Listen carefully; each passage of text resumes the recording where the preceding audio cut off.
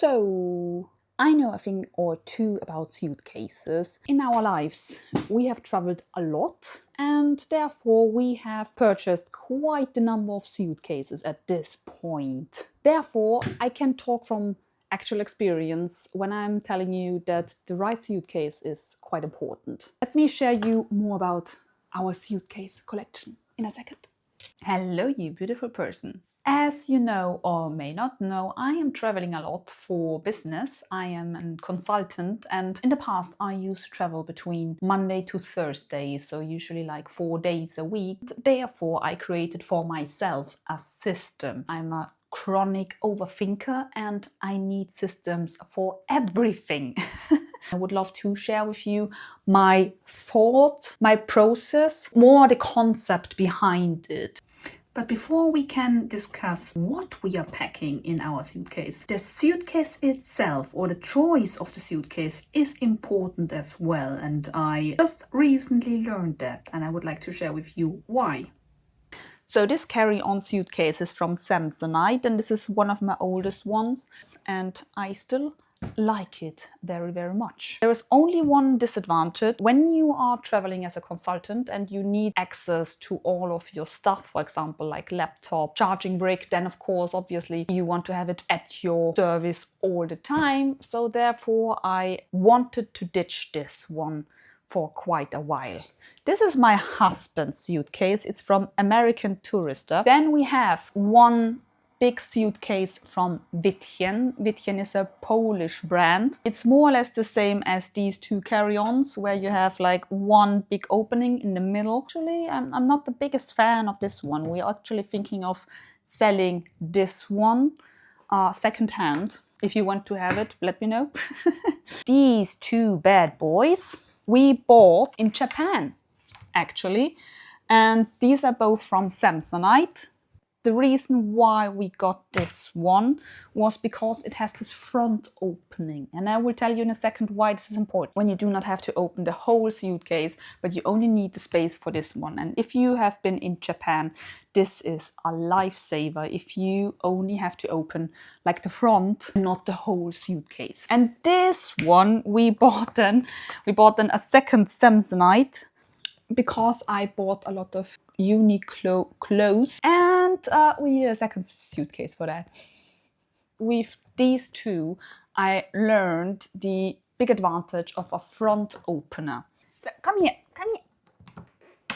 This is now my newest addition to our, I can say it as it is, our suitcase collection, which is from level 8. And I got this one because, like I just said, I really learned the advantage of a front opener, and I wanted a front opener for my carry-on suitcases as well.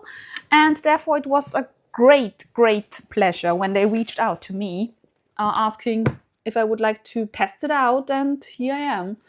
They never told me if I need to only give positive reviews, only my honest reviews. And here I am, giving my honest review.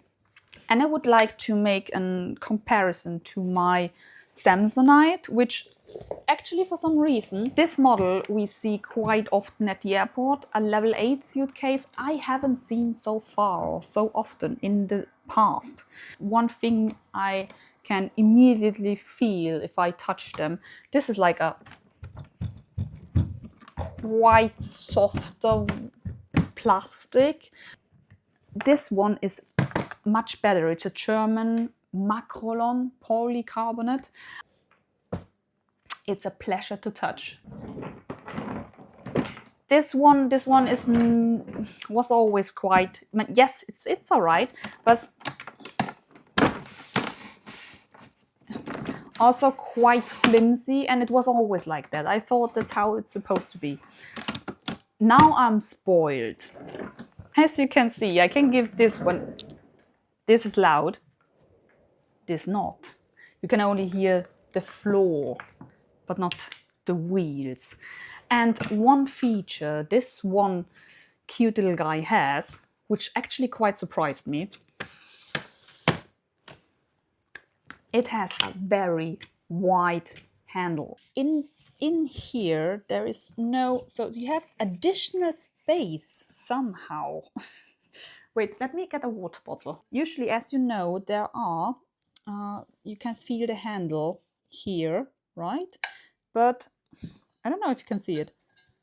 There's no, it's completely flat from top to bottom, right? It's completely flat. So there is no Tetris playing inside here, and it's lovely to navigate with it.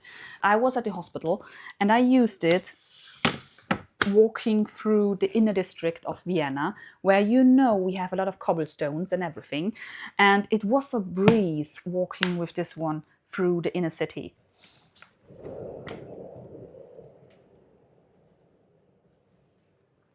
It's wonderful. This one has a top opener, which I highly enjoy, because I will put my laptop and my electronics and my electronic devices just in front of it, and my liquids. In the past, I used to pack all of these things in my handbag, so the handbag got extremely heavy. So the only space you need is like this little thing, and then you can open it and then you just grab it. For example, here I put my laptop and all my necessities here on this department, and here on this side I obviously put all my clothes, etc.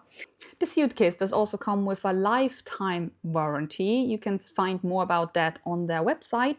And if you are on the lookout for a new suitcase, or for any kind of suitcase, not only a carry-on but also a bigger one, you can actually save some money using my code, which is Polygon10. I will write it here on top, Polygon10. I wholeheartedly can say this is a very good suitcase and my newest favorite. So highly can recommend. So what I wanted to make this video about is how to pack lightly when you are on a business trip. I also do have a system when I pack for a business trip, and I would like to share this with you. My system in general, I made some notes somewhere. Wait. So I have more or less 4 categories I am packing in my carry-on suitcase. Category 1 obviously is clothes. Category 2 is skincare. Number 3 is makeup. And number 4 is electronics and electronic devices. Makeup and skincare, I try to be as minimalistic as possible. Only have everything in liquids which is necessary for liquids. I will share with you in a second what an example makeup bag during traveling can look for me. And also my skincare, very down to earth, only the essentials. I do not need the whole shebang in my skincare kit. Electronics, obviously everything you need, what is necessary for you to perform your job, for example your laptop, maybe an iPad, maybe your charging devices, but that's usually always kind of the same. The main part of this video, what kind of clothing am I packing and what my system behind it is. Yes, maybe a few of you would say this is overthinking. Like I said, I am the queen of overthinking. I need systems to make things easier for me, because clothing and styling never came naturally to me. I had to create systems so that everything works easier. And in the end, we are all tired people. We need things to be minimized and easier and simpler. So now we're getting to the point to share with you what are my thought process actually is when I'm packing my clothes. Now we are starting with the magic. I am arriving on Monday and I am leaving on Thursday. And for me, and at one point I decided, hey, clothing number 1, so the arriving day and the departure day, those 2 days share the same outfit. Wow, I know, mind-blowing. Poof. We have Monday and we have Thursday covered. So only 2 days. 2 days are now left. For those, I am packing 2 separate outfits. Usually with pants and bottoms, I am not having 1 bottom per day. Usually you have like 3/4, if it makes sense. If we have 4 days or 4 outfits to pack, I'm usually packing like 2 to 3 pants. I like to pack for each day 1 top. In the past, I used to also consider 2 pairs of shoes. Nowadays, I'm not doing this anymore. I'm wearing one pair of white sneakers and that's it. And I actually start, when I think about my outfits, I usually start thinking about my shoes first. Why is that? Because I had to study, like I said, outfits and styling never came naturally to me, but I had to understand you cannot wear every single pair of shoes with every single pair of pants. I actually reverse engineered how everyone is saying how you would configure, but in the end, it's configure how you would style your outfit. Personally, starting with the shoes, right? Especially when you're wearing the same pair of shoes for the whole business trip. Every outfit has to work with these shoes, right? We are starting with the shoes. Then I start think, which kind of pants do I have which would work together with these shoes? And then, because sometimes I do have wide-legged jeans or wide-legged pants, not all of them work with my white sneakers. Some of them are too long or too wide actually, but my barrel pants work perfectly fine with them. So I then decide, after the shoes, I then decide what kind of pants are matching with these shoes. And then I have like 2 to 3 pants, and then decision fatigue is so much smaller, so much less, because then you only have to think which tops, which would fit to those kind of pants. I know this now talking it out loud is so silly, but I was always like, it took me hours, sometimes hours to pack. Like, I would like to have to wear this shirt, but with what kind of blazer am I combining this shirt with? I need an additional blazer. One time I actually traveled with a huge suitcases, one of those I've shown you before. If I'm traveling for 1 week, I'm only packing a carry-on suitcase. To summarize, I start with the shoes. Nowadays, white sneakers, which are working and are comfortable for the whole week, are perfectly fine. Already minimizing what kind of pants would work with those sneakers is already reducing the amount of options you have.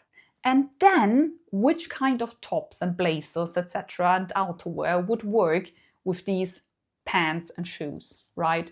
And suddenly, with less options, packing is so much easier. It feels so stupid. I feel like I have made the jackpot when I realized this kind of system, but I've never heard someone with this approach or sharing this approach, because, like I said, I see other people, yeah, you choose 3 colors or something, and then I was choosing 3 colors, and then it took me ages to find 3 colors, but they're not sharing the same silhouette. I don't know. It's just not in my veins. It's not in my blood. I don't know. With this reverse engineering, it works perfectly fine for me. So I wanted to show you what I bring in case of liquids, makeup, skincare, and some extras we ladies need. So let me go through those points. So obviously I am in dire need of a deodorant. Considering my skincare, like I said, usually only going with the basics, like a cleanser. From my last trip at Düsseldorf, we got some micellar clean cleansing wipes, which I still need to use up very soon before they dry out. But usually I'm completely fine. Sometimes I do have an oil cleanser in a smaller portion. At the moment I do not have one because I have these, right? So cleanser in a smaller tube, my moisturizer refilled in this kind of little tube. At the moment I'm using a retinol serum, but I'm not bringing any toner, serums, fancy schmancy pants. Retinol, I want to keep this in my routine even if I'm traveling. And obviously everybody knows we need some sunscreen. I'm raving about this product. This is now going to be empty very soon. This is my Biore UV Acro Rich, and this is my best SPF. I highly recommend again and again and again. And then obviously we need some lip balm, which is currently the Cicaplast from La Roche-Posay. These are all going into my liquids bag. Additionally, but this is all my skincare. This is all I bring with me when I'm traveling. More liquids are actually now in the makeup category. So I'm bringing usually one like warmer tone lip tint, and I'm also using these Maybelline Stay Matte Super Stay Matte inks. So I'm bringing usually 2 lipsticks in a different tone. That's enough for me. Then I'm bringing my current mascara. I'm bringing some perfume, which I'm using in this little Travallo, where I refill my current perfume. That's it for the liquid makeups I'm using. Getting out of breath. Now switching from my liquids to my general makeup. I'm also keeping it quite simple. I have a bronzer, I have a blush, and I have some Halo Glow powder from e.l.f. And I do have a smaller eyeshadow palette, but usually I'm not using the eyeshadow palette. Sometimes I even use the blush or the bronzer as an eyeshadow look. I keep my makeup very minimalistic. This is my bronzer brush, this is my blush brush, this is when I use one, but at the moment I don't use any liquid foundation at the moment. And this is my powder brush. Of course, I bring my toothbrush, a toothpaste obviously, but I usually get one at the hotel, and my shaver. This is actually from an old bathrobe, and I use this now for years. But I use this to make my overnight curls, the ones I'm having right now. So I get my daily waves by using this bathrobe, but it's nothing fancy. I just wrap my hair around this, and therefore I have waves the next day. The thing is, this is no electronic device like a blow dryer or like a curling wand or something like that. So this is super simple to pack, right? Sometimes I also bring a foundation or a concealer. This time I'm not wearing any because we have a heat wave and it's summer and it's way too hot for me to wear any kind of foundation. Yeah, that's how I pack very lightly. Yeah, that's for that part. Like I said, I've never seen someone sharing this kind of approach, and it took me an abstruse amount of time to come to this kind of approach. So therefore I thought I'm sharing how I pack for a business trip. Let me know if you have very similar approaches, or where you think systems in your life where you thought, hey, this is great that someone is sharing it like that. Yeah, let me know if this video was helpful to you. If you watched until the end, let me know by using a suitcase emoji in the comments down below. I would love to see that. But in the end, if you are on a lookout for a new carry-on or a new suitcase in general, I highly recommend the level 8 suitcases. I also recommended them to my family and friends because they're sturdy, they are fancy, they have great features I already showed you before. And if you want to buy one, please use the code Polygon10. I will write it on top of here again, so you can save a few bucks. And who doesn't like that? So yes, thank you so much for watching, and I will see you in my next video. See you then. Bye.